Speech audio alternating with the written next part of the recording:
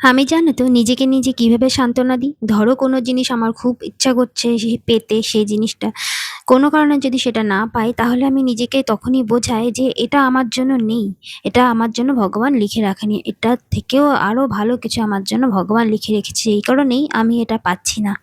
তো এইভাবেই নিজের মনকে সান্ত্বনা দিয়ে আর কিন্তু মনটা তখন একটু হলেও মানে খারাপের থেকে একটু হলেও ভালো হয়ে যায়। আসলে দেখো সবকিছু তো আমাদের নিজেদের হাতে থাকে না, কিছু কিছু জিনিস কিন্তু ভগবানেরও হাতে থাকে। হ্যাঁ, কিছু ইচ্ছে থাকে যেগুলো আমরা ইচ্ছা করলে কিন্তু পূরণ করতে পারি, চেষ্টা করে সেই জিনিসটা পূরণ করতে পারি, কিন্তু আর কিছু কিছু জিনিস আছে যেগুলো সম্পূর্ণই ভগবানের ওপর থাকে, আমাদের ওপর হাত থাকে না। তার যদি ইচ্ছা হয় তবেই আমরা সেই জিনিসটা পাই, আর না হলে পাই না। হ্যালো এভরিওয়ান, কেমন আছো তোমরা সবাই? আশা করছি তোমরা সবাই খুব ভালো আছো, আমিও কিন্তু ভালো আছি। আজকে সকালবেলায় ওকে কিন্তু করে দেবো ডিম পাউরুটি। কদিন ধরেই বলছিল ডিম পাউরুটি খাবে, কিন্তু আমি কিন্তু করে দিতে পারছিলাম না। তো আজকে ডিম পাউরুটিটাও ওকে করে দেবো, কারণ না ডিমটা ঘরে ছিল না, সেই জন্য করে দিতে পারিনি। তো ও এখন গেছে ফুল আনতে সকালবেলায়। একদমই পুজো দেওয়ার ফুল নেই, সেই জন্য ফুল আনতে গেছে। আর ফুলটা এনে দিয়ে আবার গেছে মাছ আনতে, ঘরে মাছও নেই।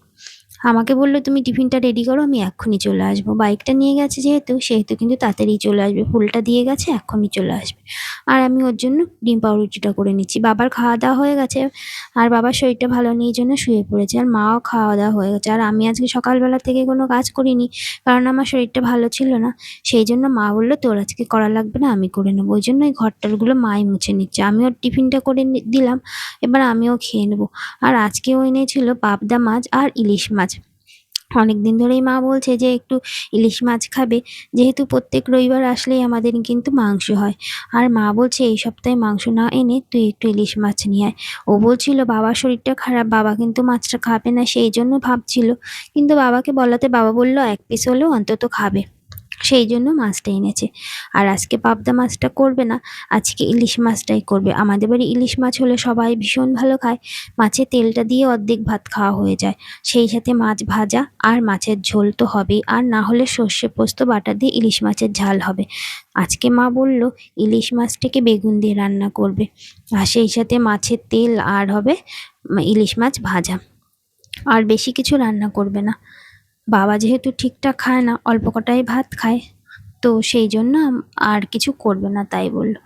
আর এই বড়িগুলো শিয়ালদার থেকে নিয়ে এসেছিলাম, বড়িগুলো কোটোই ভরে রেখে দিয়েছিলাম, বর্ষাকাল সেই জন্য না কিসের জন্য জানি না, একদম দেখলাম পোকা লেগে গেছে। তো এই বড়িগুলো খাওয়া যাবে না, মা বললো তুই এক কাজ কর, প্লাস্টিকে ভরে তুই এটা ফেলে দে, না হলে এই পোকাটাই অন্য কোনো কিছুতে ছড়িয়ে যাবে।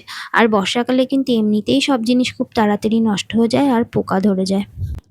আমি বেগুনটা কেটে দিয়েছিলাম, মা কিন্তু কালো জিরে ফোড়ন দিয়ে ইলিশ মাছটা করে নিয়েছিল। আর বাকি যে মাছগুলো এগুলো কিন্তু আমরা মাছের তেল দিয়ে ভাত মেখে ইলিশ মাছ ভাজা খাবো, সেই জন্য মাছটা আমি ভেজে নিচ্ছি। মা মাছের ঝোলটা করে স্নান করতে চলে যাবে বলেছে, আমি কিন্তু এই দিকটা করে নেব।